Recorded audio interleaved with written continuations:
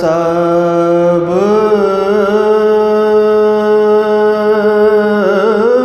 کے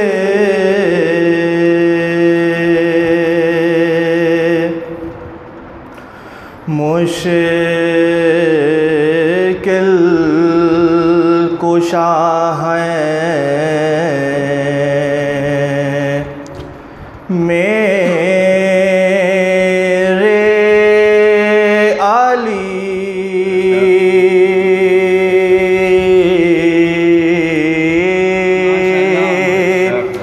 سب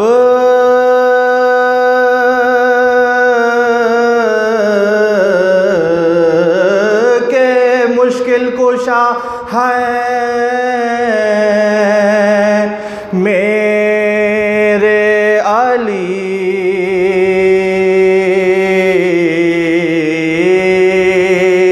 بات ایسی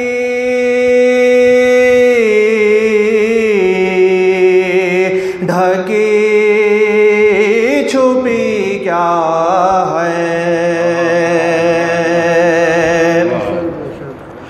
اور شک اگر ہے پکار کر دیکھو، شک اگر ہے پکار کر دیکھو، ہاتھ کنگن کو آرسی کیا ہے، سب کے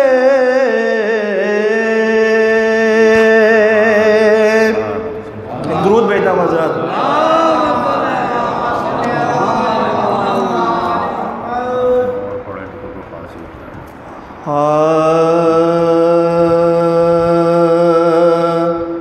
کہتی تھی بانو اصغر جانی،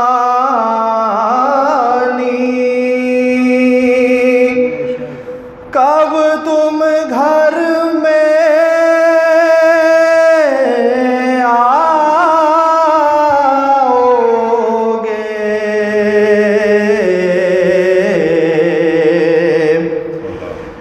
دریا پر سے پی کر پانی،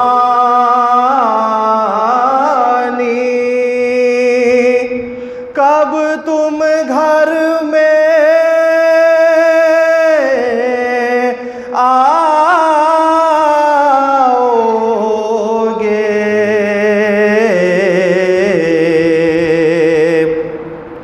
اپنی دکھانے شکل سہانی، کب تم گھر میں آؤ گے، رن سے میرے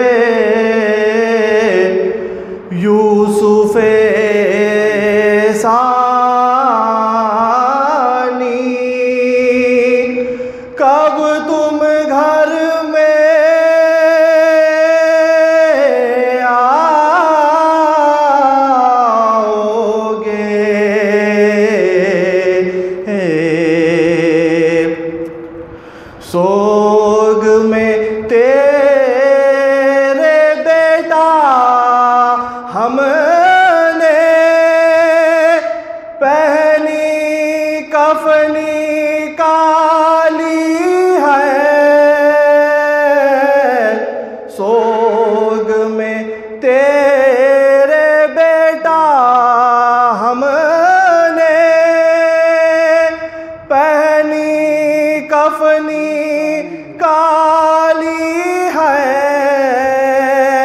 بھورے بالوں والے آجا،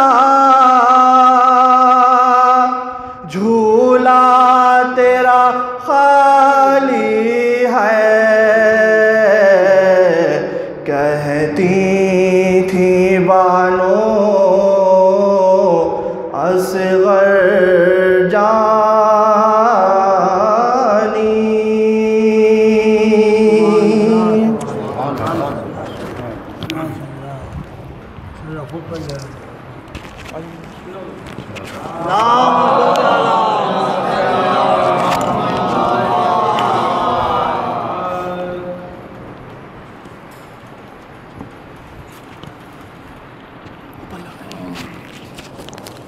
دیکھ لو اس کو۔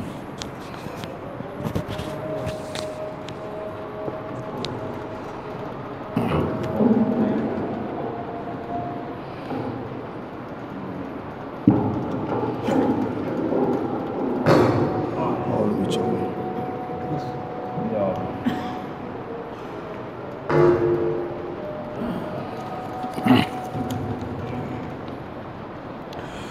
حضرت ایک بار سورہ حمد، 3 بار سورہ توحید کی تلاوت فرما کے مرزا عابد علی بیگ ابن احمد علی بیگ اور سیدہ واحدہ بیگم بنت سید جعفر حسین کے نام ایصال ثواب فرما۔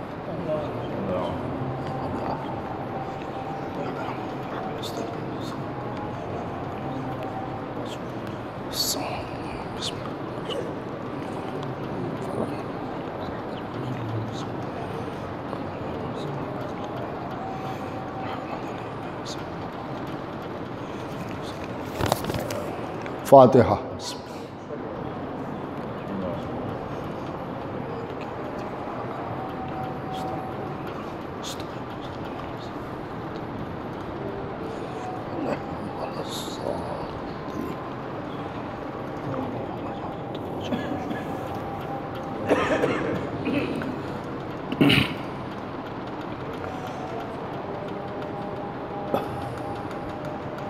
اعوذ باللہ من الشیطان اللعین الرجیم، بسم اللہ الرحمن الرحیم، والحمد للہ رب العالمین، والصلاة والسلام علی اشرف الانبیاء والمرسلین، خاتم النبیین، سید الوصیین، محب الغرباء والفقراء والمساکین، رحمت للعالمین، رسول الثقلین، امام الحرمین، صاحب قاب قوسین، محبوب رب المشرقین والمغربین، جد الحسن والحسین، مولانا و مولا الثقلین، ابی القاسم محمد وآل بیتہ الطیبین الطاہرین المعصومین المظلومین المنتخبین المنتجبین، الذین اذھب اللہ عنہم الرجس وطہرہم تطہیرا۔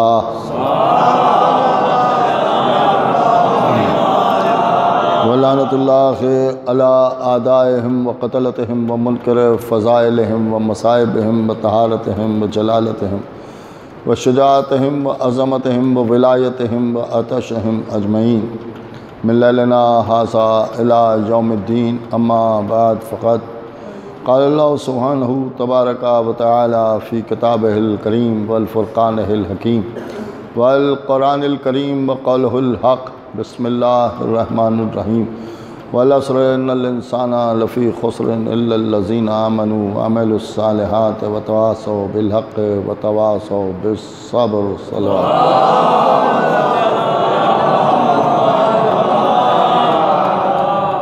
ارشاد باری تعالیٰ ہو رہا ہے کہ عصر کی قسم، ہر انسان گھاٹے میں ہے سوائے ان کے کہ جو ایمان لائے اور اعمال صالحہ بجا لائے۔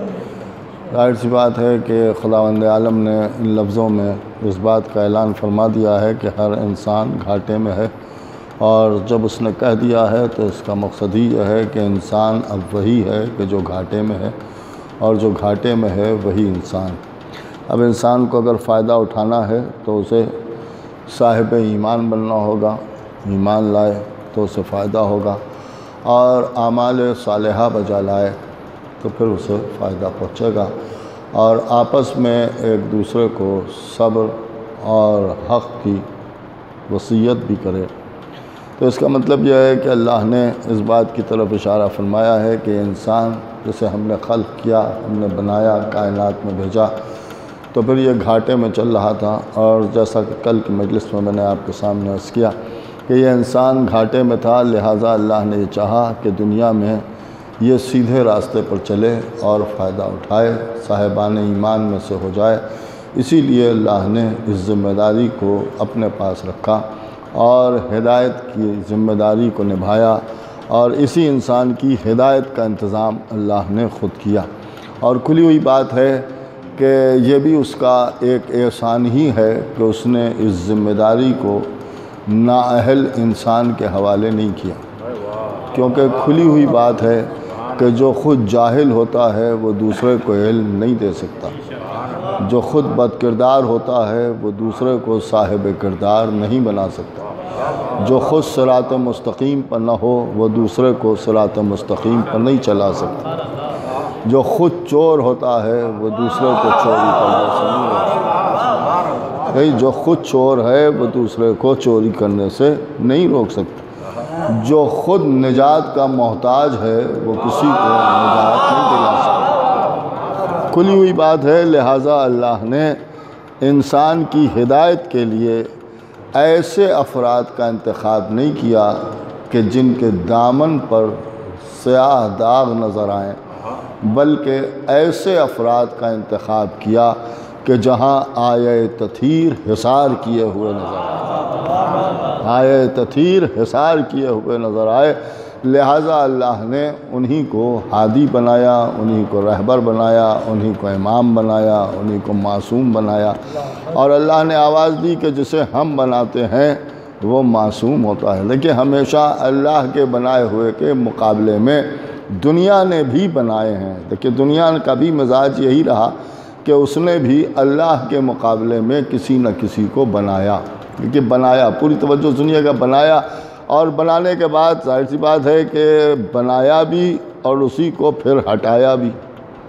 یہ بھی ایک عجیب و غریب بات ہے کہ بنایا بھی اور خود ہی ہٹایا بھی۔ مثلا مثال کے طور پر ایک چھوٹی سی بات میں آپ کے سامنے عرض کر دوں، آپ کے اذہان عالی پر بھروسہ کرتے ہوئے بالکل سامنے کی بات عرض کر دوں کہ جیسے پہلے کو اجماع سے بنایا اور آخری کو اجماع سے قتل کر دیا۔ ایک صلوات پڑھیں محمد ہمارے کہ بہت ہی آہستہ سے میں نے ایک بات آپ کے سامنے عرض کر دی۔ اب یہ کہ یہاں سمجھ میں آ جائے تو کیا کہنا، اور یہاں نہ سمجھ میں آئے تو بستر پر لیٹ کے سوچئے گا کہ میں نے کیا کہا۔ کہ بہرحال دنیا نے بنایا، اور دنیا کا مزاج یہ رہا کہ جسے بنایا تو یہ چاہا کہ جو ہم چاہیں وہی وہ کہے جسے ہم نے بنایا۔ دیکھیے یہ مزاج ہے کہ جسے ہم نے بنایا وہ وہی کہے کہ جو ہم چاہتے ہیں۔ دیکھیے جو ہم چاہتے ہیں، اگر ہماری مرضی کے مطابق چل رہا ہے تو کیا کہنا، اور اگر ہماری مرضی کے مطابق نہیں ہے تو اسی کو ہٹانے پر بھی آمادہ ہو جاتے ہیں۔ آپ یوں دیکھ لیں کہ دنیا میں الیکشن ہوتا ہے، ہمارے ہندوستان میں الیکشن ہوتا ہے، آج جسے ہم کرسی دیتے ہیں کل اسی کے خلاف ہم نعرے لگا کے اسے کنارے کر دیتے ہیں۔ کیوں بھائی؟ کہا بھائی ایسی بات نہیں ہے، آپ نے انہیں بنا دیا ہے، یہ منتری ہو گئے ہیں، یہ ہمارے رہبر ہو گئے ہیں، بڑے اچھے آدمی ہیں، بڑے شریف آدمی ہیں صاحب، کیا کہنا ان کا؟ آپ نے کہا نہیں صاحب ایسی بات نہیں ہے، ان کو تو بنانا ہی تھا۔ کیوں بنانا تھا؟ کہا ہم نے تو ان کو اچھا سمجھ کے بنایا تھا، مگر ہمیں کیا خبر تھی کہ یہ ایسے نکلیں گے، ہمیں کیا خبر تھی کہ یہ ایسے نکلیں گے۔ دوسرے صاحب مخالفت کر رہے ہیں ایک صاحب کی، بھائی کیوں مخالفت کر رہے ہو؟ کہ آپ نے دیکھا نہیں کہ یہ کیسے تھے، یہ بد کردار تھے، فلاں صاحب نے ان کو نکال دیا تھا، فلاں صاحب نے ان کو دوڑا لیا تھا، یہ فلاں جگہ کے اوپر گڑبڑ کر چکے ہیں، یہ چوری بھی کرتے تھے، یہ ایسے بھی تھے، یہ ویسے بھی تھے، ساری چیزیں بیان ہو رہی ہیں۔ اب ظاہر سی بات ہے ہم انہیں کیسے ووٹ دے دیں، انہیں کیسے بٹھا دیں کرسی کے اوپر؟ کیوں نہیں بٹھایا جا سکتا؟ کہ آپ سمجھے نہیں، ماضی میں ان کا ماضی داغدار ہے، نہیں توجہ فرما رہے ہیں، یہ ماضی میں داغی ہیں، لہذا کسی داغی کو دنیا اپنا رہبر نہیں بناتی، نہیں توجہ فرما رہے ہیں آپ۔ بھائی جب باغی یا یوں کہا جائے کہ داغی دنیا میں رہبر نہیں بن سکتا تو اللہ کسی باغی کو کیسے رہبر بنا دے گا؟ ایک صلوات پڑھیں محمد والے پر۔ تو اب یہ ہدایت کی منزل تھی نا، ہدایت کی منزل تھی، لہٰذا اللہ نے آواز دی کہ بھائی جب تم بناتے ہو تو اپنا جیسا بناتے ہو، جب تم بناتے ہو تو اپنا جیسا بناتے ہو، اسی مزاج کو میں قائم رکھوں گا، اس لیے کہ تمہاری یہی سمجھ میں آتا ہے کہ جسے تم بناؤ وہ تمہارا جیسا ہو، تو پھر جسے میں بناؤں گا وہ میرا جیسا ہوگا، بھائی وہ میرا جیسا ہوگا۔ آنکھیں ہوں گی تو عین اللہ کہلائیں گی، زبان ہوگی تو لسان اللہ کہلائے گی۔ ایک صلوات بھیجتے ہیں محمد والے۔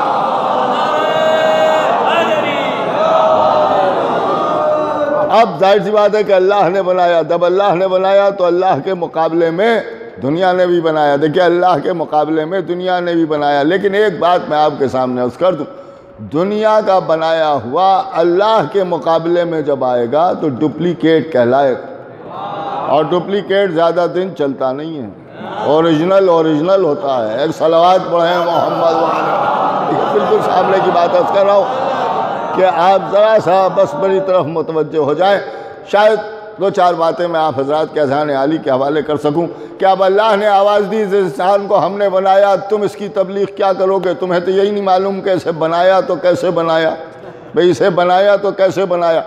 بنانے والا جانتا ہے کہ بننے والے کو کس چیز کی ضرورت ہے۔ دیکھیے کس چیز کی ضرورت ہے۔ اب ہم نے انسان کو خلق کیا، تو جب تو نے انسان کو خلق کیا تو پروردگار انسان کو کیسا بنایا؟ بھئی کیسا بنایا؟ پوری توجہ چاہ رہا ہوں، انسان کو کیسا بنایا؟ تو جواب آیا کہ ہم نے انسان کو سمیع بھی بنایا، بصیر بھی بنایا۔ دیکھیے سمیع بنایا اور بصیر بھی بنایا۔ انسان کی تعریف یہ بیان کی گئی کہ یہ سمیع بھی ہے اور یہ بصیر بھی ہے۔ مقصد کیا ہے کہ سمیع اور بصیر کا مطلب یہ ہے کہ یہ دیکھنے والا بھی ہے، یہ سننے والا بھی ہے۔ دیکھیے دیکھنے والا بھی ہے، سننے والا بھی ہے۔ تو اللہ تو نے سے سننے والا بنایا، دیکھنے والا بنایا، اس کے آگے تو نے کچھ نہیں کہا۔ اس کا مطلب کیا ہے کہ قرآن ہمیں بتا رہا ہے کہ ہم نے انسان کو جب بنایا ہے، دیکھیے جب بنایا ہے تو اسے دو طاقتیں دے کے بھیجا ہے، ایک سننے کی طاقت سے نوازا ہے اور ایک دیکھنے کی طاقت سے نوازا ہے۔ دیکھیے سننے کی طاقت سے نوازا ہے، دیکھنے کی طاقت سے نوازا ہے۔ وہاں سے آیا ہے تو سنتا ہوا آیا ہے، وہاں سے آیا ہے تو دیکھتا ہوا آیا ہے۔ اس سے پہلے بھی میں نے عرض کیا تھا کہ یہ دونوں طاقتیں اللہ سے لے کے آیا ہے۔ اس کی سب سے بڑی دلیل یہ ہے کہ آج کوئی آ کے ہم سے یہ نہیں کہتا کہ ہمارا بچہ دیکھنا سیکھ رہا ہے، ہمارا بچہ سننا سیکھ رہا ہے۔ آپ نے غور فرمایا، نہ سننا سیکھتا ہے نہ دیکھنا سیکھتا ہے۔ وہاں سے آتا ہے تو سنتا ہوا آتا ہے، وہاں سے آتا ہے تو دیکھتا ہوا آتا ہے۔ غور کر رہے ہیں، دیکھتا ہوا آتا ہے، وہاں سے آتا ہے تو سنتا ہوا آتا ہے۔ کیوں؟ اللہ نے کہا ہم نے سنتا ہوا بنایا، ہم نے دیکھتا ہوا بنایا۔ دیکھیے سنتا ہوا بنایا، دیکھتا ہوا بنایا۔ حضرت انسان کی یہ خصوصیت ہے کہ یہ سنتے ہوئے بھی آئے ہیں، دیکھتے ہوئے بھی آئے ہیں، مگر بولتے ہوئے نہیں آئے ہیں۔ نہیں توجہ فرمائی آپ نے، بولتے ہوئے نہیں آئے ہیں۔ انسان اسے کہتے ہیں جو سنتا ہوا آئے، دیکھتا ہوا آئے، مگر بولتا ہوا نہ آئے۔ دیکھیے مگر بولتا ہوا نہ آئے۔ اب اگر کائنات میں کوئی ایسا آئے کہ جو بولتا ہوا آئے، ایک صلوات بھیج دیں محمد والے۔ غور طلب ہے نا،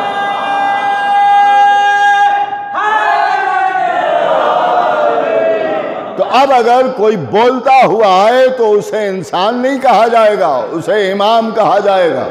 دیکھیے اسے امام کہا جائے گا۔ یہی فرق ہے انسان میں اور امام میں۔ انسان اسے کہتے ہیں جو بولتا ہوا نہیں آتا، لیکن امام وہ ہے جو بولتا ہوا آتا ہے۔ دیکھیے بولتا ہوا آتا ہے۔ اب ایک ہی ذات ہے جو بولتی ہوئی آئی، کون سی ذات کا؟ مولا کائنات، غالب کل غالب، حضرت علی ابن ابی طالب۔ اب یہاں کے اوپر غور طلب ہے کہ بس انسان کی بات ہو رہی ہے تو انسانی کی بات کرتے ہیں۔ خدا کی قسم ہم تو کچھ پڑھتے ہی نہیں ہیں، لوگ پتہ نہیں کیا سمجھ لیتے ہیں۔ میں اپنی لفظوں کا ذمہ دار ہوتا ہوں، کسی کے سمجھنے کا تو ذمہ دار میں نہیں ہوں۔ بھئی آپ غور کر رہے ہیں کہ میں سمجھنے کا تو ذمہ دار نہیں ہوں۔ اب لوگ کہیں ہم تو یہ سمجھے، ہم تو یہ سمجھے، تو آپ سمجھیں جو چاہے سمجھیں، ہم تو صرف انسان کی تعریف بیان کر رہے ہیں کہ انسان کیسا ہے۔ دیکھیے انسان کیسا ہے، انسان کو اللہ نے دیکھنے کی طاقت عطا کی، کہاں؟ وہاں سے آیا دیکھتا ہوا آیا، وہاں سے آیا سنتا ہوا آیا، غور کیجئے گا، سنتا ہوا آیا، دیکھتا ہوا آیا، غور کر رہے ہیں، سنتا ہوا آیا، دیکھتا ہوا آیا۔ اب مجھے آپ بتائیں کہ کوئی مولوی صاحب یہ ہم سے فرمائے کہ صاحب دیکھنا تو بدعت ہے، نہیں توجہ فرمائے آپ، بھائی دیکھنا تو بدعت ہے، سننا تو حرام ہے، لہذا کسی کو سنتے ہوئے دیکھیں گے تو اچھا نہیں ہوگا، اور کسی نے دیکھ لیا تو آنکھیں پھوڑ دیں گے۔ آپ مجھے بتائیں کہ اس فتوے پر کوئی عمل کرے گا؟ بھئی کوئی عمل کرے گا؟ یا یہ کہ کوئی صاحب کسی مولوی صاحب سے یہ فتویٰ لیں گے؟ اب تو ماشاءاللہ ہر چیز پر فتوے پوچھتے ہیں اور ہر چیز پر فتوے بھی بیان ہوتے ہیں، تو کیا کسی میں ہمت ہے کہ اس مسئلے میں یہ جناب سے سوال کیا جائے کہ سرکار ہم آپ سے فتویٰ پوچھنا چاہتے ہیں کہ دیکھنا جائز ہے یا ناجائز؟ تو کیا ہوگا؟ ارے ساتھ میں ایک لائن اور جوڑ دیجئے کہ صاحب دیکھنے سے جان جانے کا خطرہ ہے، تب کیا ہوگا؟ آپ غور کر رہے ہیں جو میں آپ کے سامنے اس کر رہا ہوں، کہنے صاحب کیسی بات کر رہے ہیں؟ اگر کوئی یہ فتویٰ پوچھے گا تو فتویٰ بتانے والا اسے فتویٰ تو نہیں دے گا بلکہ اسپتال کا پتہ بتائے گا، اور اگر کوئی مولوی صاحب کہہ دیں گے کہ ہاں دیکھنا بدعت ہے، سننا بدعت ہے، تو ان جناب کے ذہن پر شک ہوگا، ہمیں کیسا جاہل آدمی ہے، کہہ رہا ہے دیکھنا بدعت ہے، کہہ رہا ہے سننا حرام ہے۔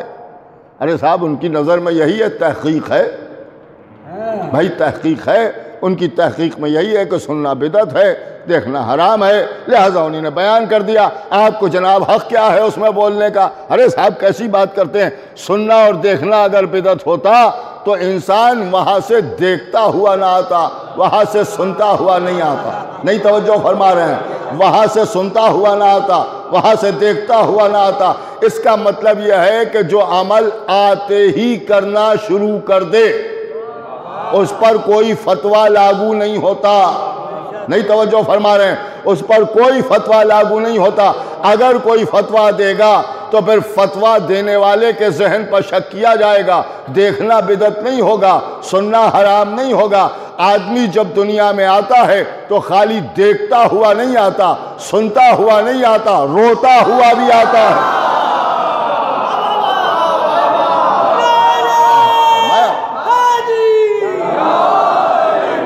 اب آپ نے غور فرمایا، جیسے دیکھنے کے معاملے میں فتوے نہیں چلیں گے، جیسے سننے کے مسئلے میں فتوے نہیں چلیں گے، ویسے ہی گریے کے معاملے میں بھی فتوے نہیں چلیں گے۔ دیکھیے گریے کے معاملے میں بھی فتوے نہیں چلیں گے۔ ہندی میں ایک جملہ کہہ دوں کہ یہ تو ہمارا جن صد ادھیکار ہے، ایک صلوات پڑھے محمد والے میں، غور طلب ہے کہ روئے گا، آدمی آئے گا تو روئے گا۔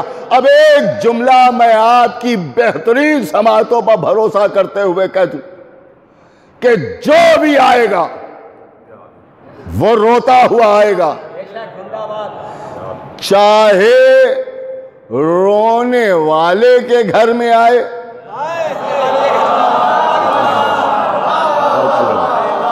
چاہے رونے والے کے گھر میں آئے اور یا رونے کے مخالف کے گھر میں آئے، آئے گا تو روتا ہوا آئے گا۔ مولوی صاحب کے گھر میں بھی اگر آئے گا تو روتا ہوا آئے گا، اور اگر نہیں روئے گا، نہیں توجہ فرما رہے ہیں، تو رلایا جائے گا، چاہے جتنے بڑے مولوی صاحب کا بیٹا ہو، مگر آئے گا تو رلایا جائے گا۔ ایک مولوی صاحب کیا ایک بچہ پیدا ہوا، رو نہیں رہا تھا، اب بار بار کان لگا رہے ہیں، ارے رویا، ارے رویا، ڈاکٹر کہہ رہا سیدھے بیٹھئے، تھوڑی دیر بیٹھیے، ابھی تک نہیں رویا، ابھی تک نہیں رویا۔ میں بھی کھڑا تھا، میں نے کہا مولوی صاحب کیوں پریشان ہیں؟ ساری دنیا کو آپ سمجھاتے پھرتے ہیں کہ رونا بدعت ہے، شرک ہے، حرام ہے، آپ کا بیٹا ہے ماشاءاللہ، یہ شرع طرح کا پابند پیدا ہوا ہے، جو آپ نے بعد میں سیکھا ہے، یہ پہلے سے سیکھ کے آیا، یہ جانتا ہے رونا صحیح نہیں۔ ارے صاحب چپ رہیے، اس وقت یہ باتیں کرنے کا وقت نہیں۔ ارے کیا اس میں باتیں کیا؟ ارے انہوں نے کہا صاحب بچے کا معاملہ ہے، آپ ایسی باتیں کر رہے ہیں۔ ارے بھائی آپ ہی نے تو کہا تھا کہ رونا صحیح نہیں ہے، آپ کا بیٹا ہے ماشاءاللہ، اس سے یہ ثابت ہو رہا ہے کہ آپ ہی کا ہے، لہٰذا یہ رو نہیں رہا ہے۔ اب اس میں کیا پریشانی ہے؟ کیوں رلا رہے ہیں اسے؟ فعل حرام کے اوپر کیوں آپ ضد کر رہے ہیں کہ صاحب رو لے، کسی طرح سے رو لے؟ جواب کیا آئے گا؟ ارے صاحب آپ سمجھے نہیں، پتہ کیسے چلے گا کہ زندہ ہے یا مردہ ہے؟ جو فرمایا یہی تو جواب آتا ہے نا بھائی، یہی تو جواب آتا ہے نا کہ پتہ کیسے چلے گا کہ زندہ ہے یا مردہ ہے؟ کیسے پتہ چلے گا؟ کہ جب روئے گا تب پتہ چلے گا کہ زندہ ہے۔ آپ سمجھے ہی نہیں، ساری محنت پر پانی پھر گیا آپ کی۔ سارے زمانے کو تو آپ بتاتے رہے رونا صحیح نہیں ہے، آپ کی اولاد نے پیدا ہو کے وہ بھرپور منہ پر تماچا مارا کہ اس نے بتا دیا کہ آپ ہی کی زبان سے کہلاؤں گا کہ روئے گا تب سمجھ میں آئے گا کہ یہ زندہ ہے۔ اس کا مطلب ہی یہ ہے کہ زندہ روتا ہے، مردہ نہیں رویا کرتا۔ اے صلوات بھیجیں محمد والے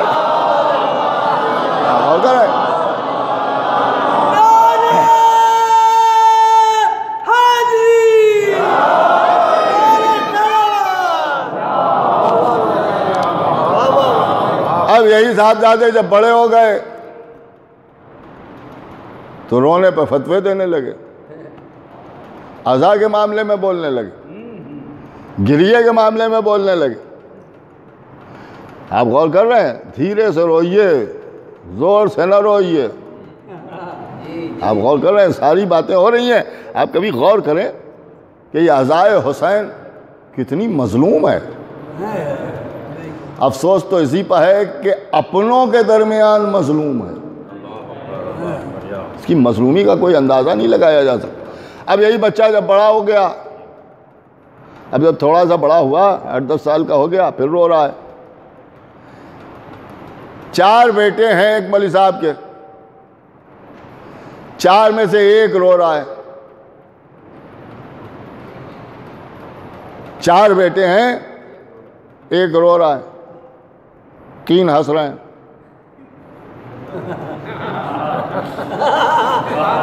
اب آپ کیا سمجھ رہے ہیں مجھے نہیں معلوم۔ 4 ہیں، 3 ہنس رہے ہیں، ایک رو رہا ہے۔ اکثریت میں ہنسنے والے ہیں، اقلیت میں رونے والا ہے۔ اور مولوی صاحب جو رونے والا ہے اسی سے پوچھیں کیا چاہیے؟ اور چلو باہر گھما لائیں، چلو چیز دلا لائیں۔ کیا چاہیے؟ نہیں توجہ فرمائی، چاکلیٹ کھاؤ گے؟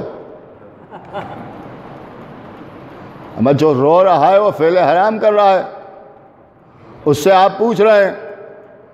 آپ کے حساب سے جو بالکل شرع پہ چل رہا ہے، 3 ہنس رہے ہیں، ان سے کچھ نہیں پوچھ رہے ہیں کیا چاہیے؟ یہ کون سی بات ہے؟ اگر پوچھنا ہے تو باقی 3 سے پوچھئے کیا چاہیے، ان سے نہیں پوچھا جا رہا ہے۔ جو رو رہا ہے اسی سے پوچھ رہے ہیں، اسی سے پوچھ رہے ہیں کیا چاہیے؟ چلو گھما لائیں، آؤ چلو چیز دلا لائیں، چلو ٹافی دلا لائیں، چلو چاکلیٹ دلا لائیں، اچھے کپڑے پہنو گے، چلو کپڑے دلا لائیں۔ عجیب مصیبت ہے، ایک تو فعل حرام کر رہا ہے، آپ اسے منع نہیں کرتے، یہ آپ کا بیٹا ہے اور آپ کا بیٹا ہو کے رو رہا ہے، آپ کی سمجھ میں نہیں آ رہا ہے، تو جواب کیا ہے؟ ارے صاحب ابھی معصوم ہے۔ اچھا اب ہماری سمجھ میں آیا، جب معصوم ہے تو روئے گا۔ نہیں توجہ فرمائے بھائی، جب تک معصوم رہے گا روئے گا۔ اب ہماری سمجھ میں آ گیا، جب تک معصوم رہے گا روئے گا، جب گناہگار ہو جائے گا نہیں روئے گا، رونے کے خلاف فتوے دے گا۔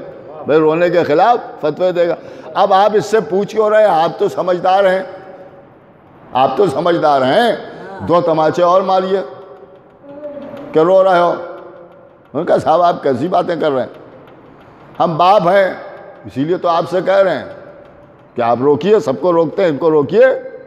تو کہنے لگے آپ سمجھے نہیں، یہ باپ کی شفقت کا تقاضا ہے. بڑے غور سے سنیے گا، یہ باپ کی شفقت کا تقاضا ہے کہ جو رو رہا ہے اسی سے پوچھے گا کہ کیا چاہیے.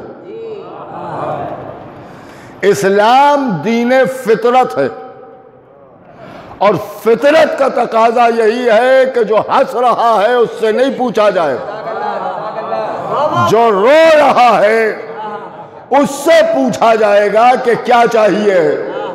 دیکھیے کیا چاہیے ہے. اب باپ ہے تو شفیق ہے. رسول اللہ نے ارشاد فرمایا کہ اللہ تم پر تمہارے باپ سے زیادہ شفیق ہے. باپ بھی شفیق ہے لیکن باپ کی شفقت سے زیادہ اللہ کی شفقت ہے، تو وہ بڑا شفیق ہے. اس نے بھی زمین کی طرف دیکھا تو جب سب ہنس رہے تھے ایک رو رہا تھا، تو رونے ہی والے سے تو پوچھے گا کیا چاہیے ہے. جنت چاہیے جنت لے لو، کوثر چاہیے کوثر لے لو. ایک صلوات بھیج دیں محمد والے. ایک اور بابا سے بلند صلوات بھیج دیں محمد والے.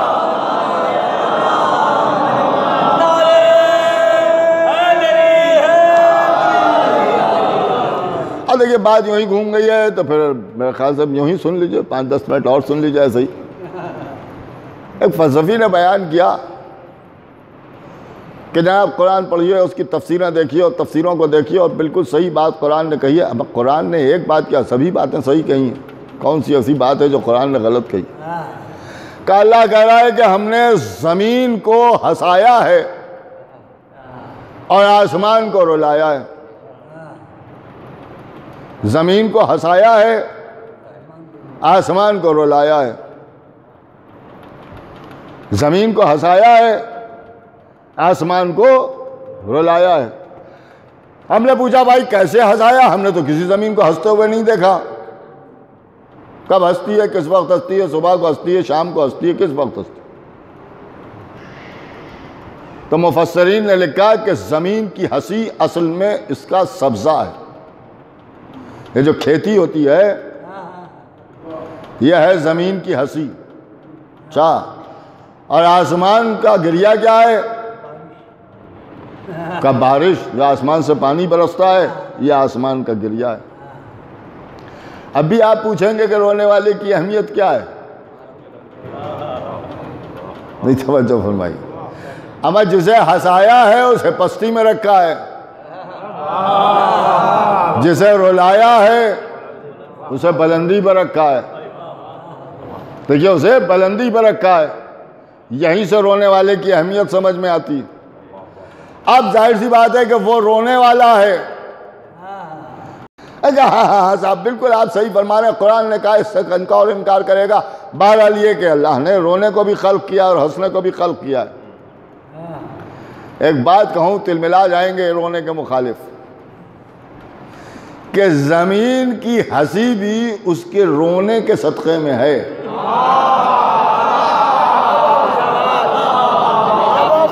آپ نے غور فرمایا کہ یہ جو کھیتی ہے، یہ جو سبزہ ہے، جیسے آپ ہنسی کہہ رہے ہیں تو یہ ہنسی اسی رونے والے کی بدولت ہے. یہ یاد رکھیے گا. اب رونے کے اوپر کوئی فتویٰ نہ دیجیے گا، اس لیے کہ اگر اس رونے والے کی سمجھ میں آ گیا کہ رونا بدعت ہے اور اس نے رونا چھوڑ دیا تو زمین ہنسنا چھوڑ دے گی، باقی سب رونا شروع کر دیں گے. ایک صلوات بھیج دیں محمد والے. ایک اور صلوات بھیج دیں محمد والے. اب دیکھیے ایک بہت سیدھی سی بات کہ اس کے اوپر زبردستی بحث ہوتی ہے، رونا غلط ہے اور ہنسنا غلط ہے. ایسا کوئی مسئلہ نہیں ہے. ہم لوگ اتحادی لوگ ہیں، شریف لوگ ہیں، ہم کسی معاملے میں بحث نہیں کرتے. جو بات کہہ رہے ہیں بالکل صحیح بات ہے. دیکھیے نہ رونا اچھی بات ہے نہ بری بات ہے، ہنسنا بھی نہ اچھی بات ہے نہ بری بات ہے، موقع دیکھا جاتا ہے، اور موقع کی نزاکت کے اعتبار سے یہی عمل کبھی اچھا ہو جاتا ہے کبھی برا ہو جاتا ہے۔ یعقوب کے رونے کا کیا کہنا، غار میں رونے کا، فرمایا وہاں رونے کا کیا ہوگا، اللہ نے خود ہی ڈانٹ دیا، بھائی اللہ نے خود ہی ڈانٹ دیا۔ آپ غور کر رہے ہیں، آپ دونوں چیزوں کو قرآن میں دیکھ لیں، وہاں یعقوب رو رہے تھے تو محبت میں رو رہے تھے، اور یہ رو رہے تھے تو خوف میں رو رہے تھے۔ جو خوف سے رو رہا تھا اسے رونے سے منع کر دیا، جو محبت میں رو رہا تھا اس کے رونے کی تعریف کر دی۔ تو اب بات سمجھ میں آ گئی کہ خوف میں رونا غلط ہو سکتا ہے، مگر محبت میں رونا یہ غلط نہیں ہے۔ تو میرا مقصد کہنے کا یہ ہے کہ موقع دیکھا جاتا ہے، اگر دیکھیے دو لفظوں میں بات کو مکمل کرتے، اگر با مقصد ہنسا جا رہا ہے تو کیا کہنا، اور اگر با مقصد گریہ ہے تو اس گریے کا کیا کہنا، اور بے مقصد اگر کوئی رو رہا ہے اور بے مقصد کوئی ہنس رہا ہے۔ ایک آدمی ہے وہ ہنسے ہی جا رہا ہے، ایک ہے وہ روئے جا رہا ہے، تو انہوں نے کہا صاحب یہ تو بے مقصد رو رہا ہے، بے مقصد ہنس رہا ہے، دماغ میں خلل ہو گیا۔ اب معلوم ہوا کہ جو بے مقصد بات کرتا ہے وہ دیوانہ کہلاتا ہے، اور جو با مقصد عمل کرتا ہے وہ دانا کہلاتا ہے۔ تو اب با مقصد رونا بھی دانا ہونے کی دلیل ہے، اور با مقصد ہنسنا بھی دانا ہونے کی دلیل ہے، کیونکہ بہلول دانا ہم میں سے تھے، لہذا ہمارا رونا بھی با مقصد ہے، ہمارا ہنسنا بھی با مقصد ہے۔ 2 مہینے 8 دن تک با مقصد روتے ہیں، اور 9 ربیع الاول کو با مقصد ہنستے ہیں۔ ایک صلوات پڑھیں محمد والے محمد۔ ہمارے رونے میں بھی ایک مقصد ہے اور ہمارے ہنسنے میں بھی ایک مقصد، دیکھیے ہمارے ہنسنے میں بھی ایک مقصد۔ اب ظاہر سی بات ہے کہ لوگوں کی گریانی سمجھ میں آئے، کہنے کا میرا مقصد بس یہی تھا۔ بس آخری بات سن لیجئے جو میں آپ کے سامنے عرض کرنا چاہ رہا ہوں، کہ یہی انسان کہ جسے سنتا ہوا اور دیکھتا ہوا بنایا، اس کی ہدایت کا معاملہ تھا، اس کو ہدایت کرنا تھا، اسے تبلیغ کرنا تھی۔ تو کیونکہ اللہ نے 2 طاقتیں دے کے بھیجا تھا، تو وہ جانتا تھا کہ یہ جو کچھ دنیا میں حاصل کرے گا وہ دنیا میں رہ جائے گا، اور اس کا کوئی بھروسہ بھی نہیں ہے کہ یہ حاصل کرنے پر آئے تو کیا حاصل کر لے۔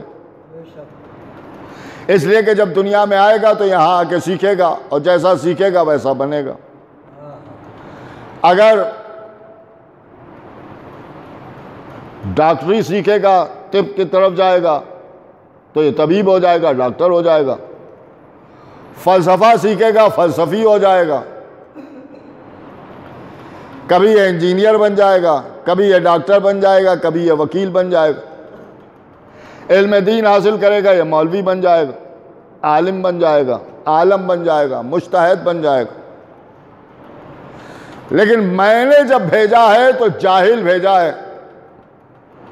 وہاں سے جب آتا ہے تو وکیل وکیل نہیں پیدا ہوتا، ڈاکٹر ڈاکٹر نہیں پیدا ہوتا، عالم عالم نہیں پیدا ہوتا، مجتہد مجتہد نہیں پیدا ہوتا، سب یہیں آگے حاصل کرتا ہے۔ دیکھیے سب یہیں آگے حاصل کرتا ہے۔ وہاں سے تو میں نے صرف 2 چیزیں دے کے بھیجا تھا، ایک سننے کی طاقت دے کے بھیجا، ایک دیکھنے کی طاقت دے کے بھیجا۔ لہٰذا اب اس کی ہدایت ہوگی تو یا سنا کے ہدایت ہوگی،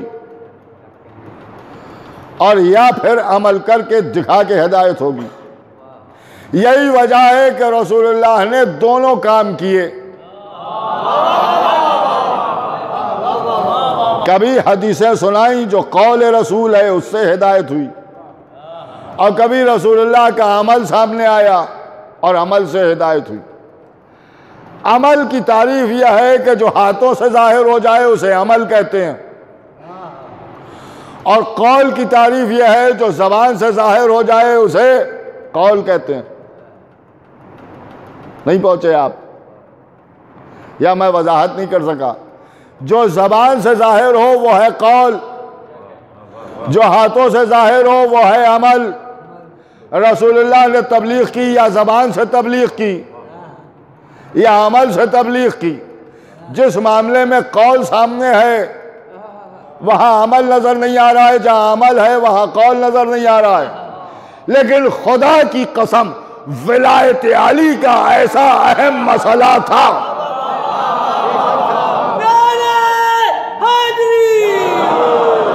لیکن ایسا اہم مسئلہ تھا کہ رسول اللہ کی زبان پہ بھی علی تھا، رسول اللہ کے ہاتھوں پر بھی علی تھا۔ جو ہاتھوں پر ظاہر ہو جائے اسے عمل کہتے ہیں، جو زبان پر آ جائے اسے قول کہتے ہیں۔ اب آپ سمجھے غدیر کے میدان میں نبی نے بتایا کہ میرے قول کا نام بھی علی ہے، میرے عمل کا نام بھی علی ہے۔ ایک صلوات بھیج دیں محمد و آل محمد۔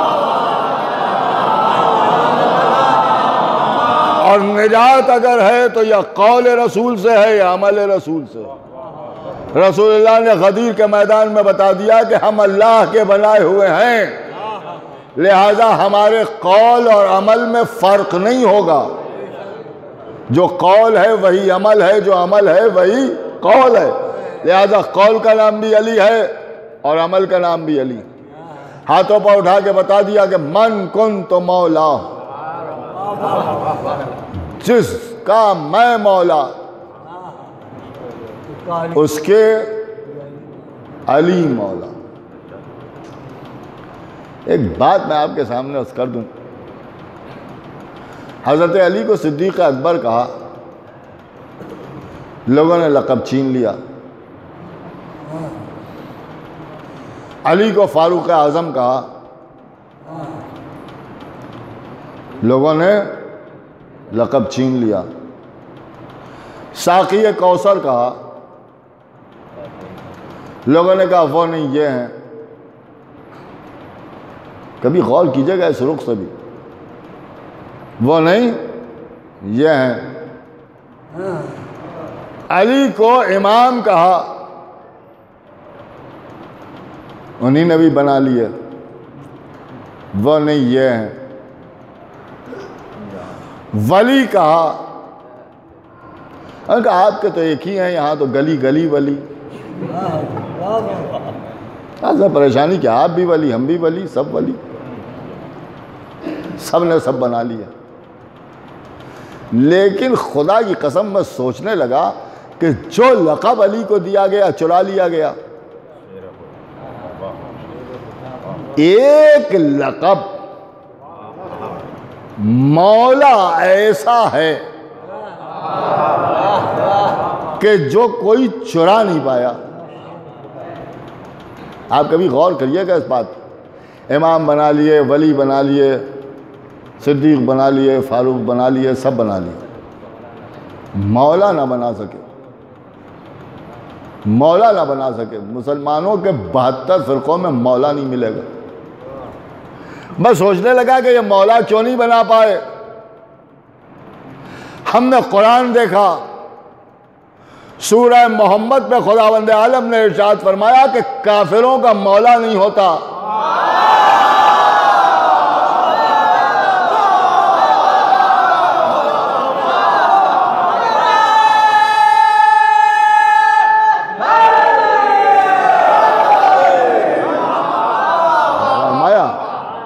مولا کوئی نہیں بن پائے گا۔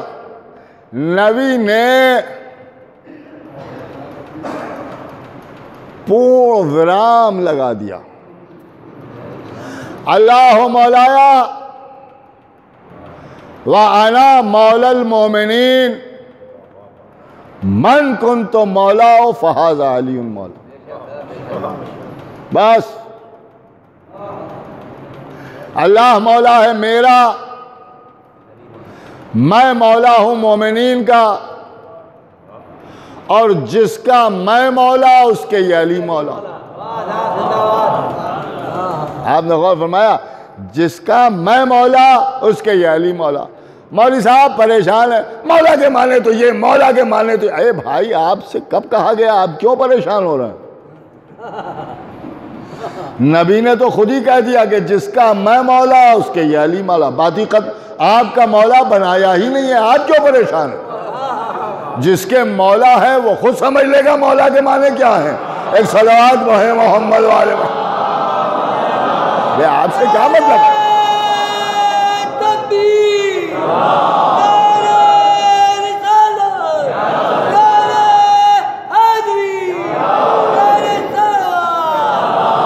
اس میں پریشانی کی کیا بات ہے؟ اس میں آپ بلا وجہ پریشان ہو رہے ہیں کہ مولا کے معنی تو یہ ہو، مولا کے معنی تو یہ ہو، مولا کے معنی تو یہ.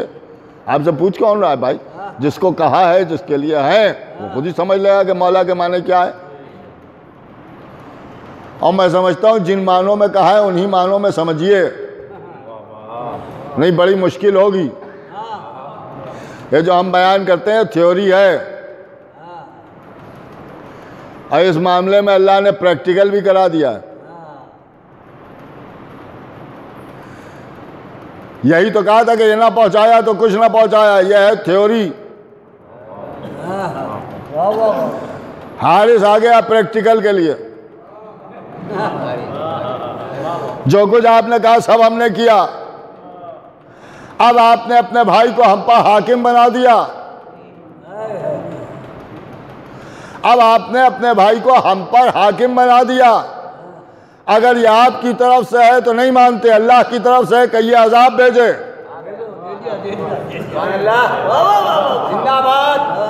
آسمان سے عذاب آیا یا نہیں آیا؟ کہا آیا. پوری توجہ سنیے گا. مر گیا؟ کہا مر گیا. اب ایک جملہ میں آپ کی سماعتوں کی نظر کر دوں. وہ کہہ رہا ہے نماز بھی پڑھی. آپ نے کہا روزہ رکھو، روزہ رکھ لیا. آپ نے کہا کلمہ پڑھو، پڑھ لیا. آپ نے کہا قرآن پڑھو، پڑھ لیا. جو کچھ آپ کہتے رہے سب کر لیا. اب یہ نہیں مانیں گے. یہ دور رسالت کی بات ہے. اس میں آپ یہ بھی نہیں کہہ سکتے کہ نماز ایسے نہیں پڑھی تھی ویسے پڑھی. نمازوں میں فرق ہوا ہے رسول اللہ کے بعد. اس دور کی بات ہے، رسول کے سامنے کا معاملہ ہے. ایک ہی وقت پر سب نماز پڑھتے تھے، ایک ہی وقت پر سب روزہ رکھتے تھے. اس کا مطلب یہ ہے کہ ویسے ہی نماز پڑھتا تھا جیسے نبی پڑھتے تھے، ویسے ہی روزہ رکھتا تھا جیسے نبی رکھتے تھے، ویسے ہی حج کیا تھا جیسے نبی نے کیا. اس کے بعد بھی عذاب سے نہ بچ سکا. ایک جملہ کہوں، حاجی بھی تھا، صحابی بھی تھا، نمازی بھی تھا. دیکھیے نمازی بھی تھا، لیکن اسے عذاب الہی سے نہ نماز بچا سکی، نہ روزہ بچا سکا، نہ صحابیت بچا سکی، نہ حاجی ہونا بچا سکا. کیوں؟ اللہ نے پہلے ہی کہہ دیا تھا یہ نہ پہنچایا تو کچھ نہ پہنچایا. مطلب یہ تھا کہ اگر یہ نہ مانا تو کچھ نہ مانا. نماز پڑھی مگر نہیں پڑھی، روزہ رکھا مگر نہیں رکھا، حج کیا مگر نہیں کیا. اے بھائی، جب نبی جیسی نماز منکر ولایت علی کو نہ بچا سکی تو صحابیوں جیسی نماز کیا بچائے گی؟ ایک صلوات بھیجتے ہیں محمد والے محمد. ایک بابا سے بلند صلوات بھیجتے ہیں محمد والے. میں آپ کو مارے کہ بچا نہیں سکا. کیوں؟ کہا منکر ولایت علی تھے. اور رسول اللہ نے بھی آسمان کی طرف دیکھ لیا اور وہاں سے عذاب بھی آ گیا. اب پھر آپ کو خوش کرنے کے لیے پڑھ چکا اتنی دیر، ایک منافقین کو جلانے کے لیے وہ بھی ضروری ہے. کیونکہ 10ویں نمبر کی اگر عبادت نہیں کی گئی تو پھر مشکل ہو جائے گی. کبھی آپ نے غور کیا کہ رسول کے سامنے عذاب آیا اس پر؟ قرآن پڑھا ہے بھائی؟ قرآن پڑھا ہے لوگوں نے؟ ان کا حضاب پڑھا ہے؟ ارے حافظ ہیں آپ کے یہاں؟ حافظ نہیں ہوتے، ہمارے یہاں تو ہوتے ہیں بھائی۔ ظاہر سی بات ہے کہ ان حافظوں نے قرآن پڑھا ہے۔ قرآن میں خداوند عالم کہہ رہا ہے میرے حبیب، میرے نبی، میرے رسول، میرے پیغمبر، آپ میرے حبیب ہیں، مجھے آپ سے محبت ہے، لہٰذا جب تک آپ زمین پر رہیں گے میں عذاب نہیں نازل کروں گا۔ زمین پر رہیں گے، مدینے میں رہیں گے، مکے میں عذاب نہیں آئے گا۔ مدینے میں رہیں گے، ہندوستان میں عذاب نہیں آئے گا۔ مدینے میں رہیں گے، امریکہ میں عذاب نہیں آئے گا۔ مدینے میں رہیں گے، اسرائیل میں عذاب نہیں آئے گا، لیکن غدیر میں نہیں۔ توجہ فرما رہے ہیں، نبی کے سامنے عذاب آ گیا تو نبی رحمت للعالمین ہیں یا نہیں ہیں؟ بھائی ہیں یا نہیں ہیں؟ تو نے کہا ہیں، تو نبی کے سامنے عذاب آ گیا، اس کے بعد بھی نبی رحمت للعالمین کہلائیں گے۔ رحمت للعالمین کا کیا مطلب ہے؟ عالمین کے لیے رحمت، اس کا مطلب یہ ہے کہ زمانے میں کسی ایک کے لیے بھی اگر زحمت ہو گئے تو عالمین کے لیے رحمت نہیں رہے۔ لیکن رسول کل بھی رحمت للعالمین، آج بھی رحمت للعالمین، اور نبی کے سامنے عذاب آیا۔ تاریخ پڑھیے، نبی کے سامنے ہی نہیں آیا بلکہ نبی نے آسمان کی طرف دیکھا، اور جب دیکھا تب پتھر چلا۔ تو نبی کے دیکھنے کی وجہ سے عذاب آ گیا اس پر۔ تو رسول جواب دیں گے میں رحمت للعالمین ہوں۔ اگر خالی دیکھنے کی وجہ سے میں رحمت للعالمین نہ رہا تو وہ بھی تو رحمان اور رحیم ہے۔ جب وہ پتھر مار کے رحمان اور رحیم رہ سکتا ہے تو میں خالی دیکھ کے رحمت للعالمین کیوں نہیں رہ سکتا؟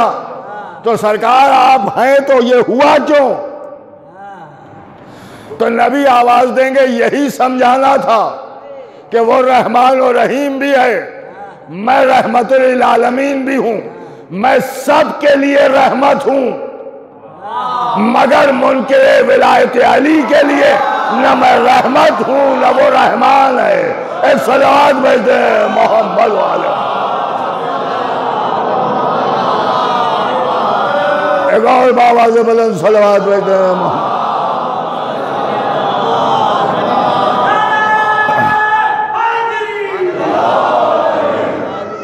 لہذا سب کچھ کرنا مگر ان کی ولایت سے انکار نہ کرنا، اور اسی ولایت کو ثابت کرنے کے لیے اور رائج کرنے کے لیے کربلا کی سرزمین کے اوپر امام حسین علیہ السلام پہنچے اور اپنا بھرا ہوا گھر کربلا میں لٹا دیا۔ حسین کربلا کی سرزمین، 3 دن کی بھوک اور پیاس، بچوں کی صدائے العطش، سکینہ کا بار بار کہنا کہ ہائے پیاس مارے ڈالتی، بچوں کا خالی کوزے لے کے ایک خیمے سے دوسرے خیمے میں اور دوسرے خیمے سے تیسرے خیمے میں جانا، حسین کا دن بھر لاشیں اٹھانا، اور پھر آخر میں ایک ننھی سی تربت بنانا۔ یہ ہمیں نہ رلائے گا تو کسے رلائے گا؟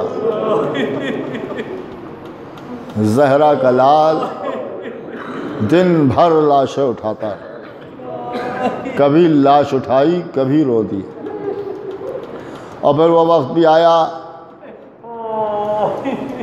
کہ آواز دی حل من ناصر ینصرنا حل من معین یعیننا، کوئی ہے تم میں سے ایسا کہ جو ہماری مدد کرے؟ دوستوں کی کٹی ہوئی گردنوں سے صدائے لبیک بلند ہوئی، گہوارے سے علی اصغر نے اپنے آپ کو گرا کے صدائے لبیک بلند کی۔ حسین بچے کو لے کے میدان میں آئے، سوال آپ کیا، حرملہ کی کمان کڑکی، تیر نے فضاؤں میں کروٹیں بدلیں، بچے نے باپ کا چہرہ دیکھ کے کہا بابا خدا حافظ، حسین نے سر جھکا کے کہا علی اصغر سے دھارو، ایک تیر سے زخمی دو ہوئے، گردن صغیر اور بازو امام، 3 بھال کا تیر بچے کے گلے پر لگا، بچہ باپ کے ہاتھوں پر شہید ہو گیا۔ مقتل میں آپ پڑھیے گا یہ 3 بھال کا تیر کس طرح سے، میں بیان نہیں کر سکتا، یہ 3 بھال 3 نوکیں تھیں، جس میں سے ایک پھل شہزادہ علی اصغر کے سر میں لگا، ایک پھل گلے کو چیرتا ہوا نکلا، اور ایک پھل شہزادہ علی اصغر کے کان میں لگا اور دوسرے کان سے نکل گیا۔ بیٹے نے باپ کے ہاتھوں پر دم توڑ دیا۔ عزیزوں، ہمارے ہاں جو رسم و رواج ہیں وہ ایسے ہی نہیں، بلکہ اکثر و بیشتر آپ نے دیکھا ہوگا کہ ہمارے بچوں کے گلوں کانوں میں در پڑے ہوتے ہیں۔ یہ در کیا ہے؟ کان چھیدے جاتے ہیں۔ کیوں چھیدے جاتے ہیں؟ یہ شہزادہ علی اصغر کے چھدے ہوئے کان کی یاد ہے کہ علی اصغر کا کان چھدا تھا، لہٰذا ہم اپنے بچوں کا بھی کان چھدوا دیتے ہیں، تاکہ جب ہم اپنے بچے کا چھدا ہوا کان دیکھیں تو حسین کا بچہ یاد آئے، جس سے ہمارے بچے کی عمر میں اضافہ ہوتا جائے۔ بچہ باپ کے ہاتھوں پر شہید ہو گیا۔ حسین نے چلو میں خون لیا، انکار آسماں کو ہے راضی زمین نہیں، اصغر تمہارے خون کا ٹھکانہ کہیں نہیں۔ اس خون کو چہرے پر ملا، خیمے تک آئے، خیمے میں کوہرام برپا ہوا، پشت خیمہ پر آئے، ذوالفقار کو نکالا،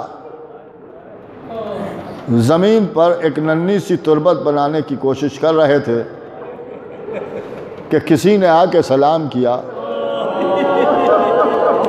جب کسی نے سلام کیا تو امام نے جواب سلام دے کے برجستہ ایک مظلومی بھرا ہوا جملہ ارشاد فرمایا، اور یہ فرمایا کہ بھائی تو مسافر معلوم ہوتا ہے۔ اس نے ہاتھوں کو جوڑ کے کہا کہ آقا آپ کو کیسے پتا چلا؟ امام نے فرمایا کہ اس لیے میں سمجھ گیا کہ تو نے مجھے سلام کیا، اب تو مجھے کوئی سلام کرنے والا بھی باقی نہ رہا، بس یہ سننا تھا کہ آنے والا خود رونے لگا اور رو کے کہتا ہے کہ مولا میں آپ کی بیٹی کا قاصد ہوں، آپ کی بیٹی بہت پریشان ہے، دروازے پر بیٹھ کے رویا کرتی تھی، آنے جانے والوں سے کہتی تھی ارے کوئی ہے جو میرا ایک خط میرے بابا تک پہنچا دے۔ مجھ سے آپ کی بیٹی کا یہ رونا دیکھا نہ گیا، میں یہ جانتا ہوں کہ وہ بیٹی آپ ہی کی طرح رحم دل بھی ہے، کیونکہ جائے اپنے بچے کے لیے ایک پیالہ شیر لے کے جا رہا تھا، اور جب میں نے آپ کی بیٹی کا یہ استغاثہ سنا تو میں نے کہا کہ حسین کی بیٹی پریشان نہ ہو، پہلے یہ میں خط تمہارے بابا تک پہنچاؤں گا، تب میں یہ پیالہ شیر اپنے بچے تک لے جاؤں گا، میں پیالہ شیر لے کے نہ جاؤں گا، پہلے میں یہی سے تمہارا خط لے کے تمہارے بابا تک جاؤں گا۔ بس جیسے ہی یہ سنا ویسے ہی آپ کی بیٹی نے پوچھا کہ کیا تمہارا بھی کوئی بیٹا ہے؟ کہا ہاں میرا ایک چھوٹا سا بچہ ہے۔ کہا نہیں، پہلے یہ شیر لے جا کے اسے دے دو، اس لیے کہ وہ بچہ چھوٹا ہے، میرا بھی ایک چھوٹا بھائی علی اصغر ہے جو میرے بابا کے ساتھ ہے، خداوند عالم سب کے بچوں کو سلامت رکھے، ساتھ ساتھ میرا علی اصغر بھی سلامت رہے۔ جیسے ہی یہ سنا ویسے ہی حسین نے زار و قطار رونا شروع کیا، اور جو حسین رونے لگے تو اس نے خیمے کی طرف دیکھا۔ امام نے فرمایا بھائی ادھر کیا دیکھتا ہے؟ کہ ایک جملہ آپ کی بیٹی نے اور کہا تھا۔ کیا کہا تھا؟ کہا میرا بھیا علی اصغر گھٹنیوں چلنے لگا ہوگا، اگر گھٹنیوں چلتا ہوا در خیمہ تک آ جائے تو اسے اٹھا کے میری طرف سے پیار کر لینا۔ امام نے فرمایا بھائی علی اصغر کو وہاں نہ تلاش کرو۔ ابا کا دامن ہٹایا، دیکھو علی اصغر میری آغوش میں ہے، میرے بچے کو تیر مار دیا گیا، لبوں پر لب رکھ دیے۔ اے علی اصغر تمہاری ماں نے تمہیں سلام کہلایا، تمہاری بہن نے تمہیں پیار کہا ہے۔ واہ حسین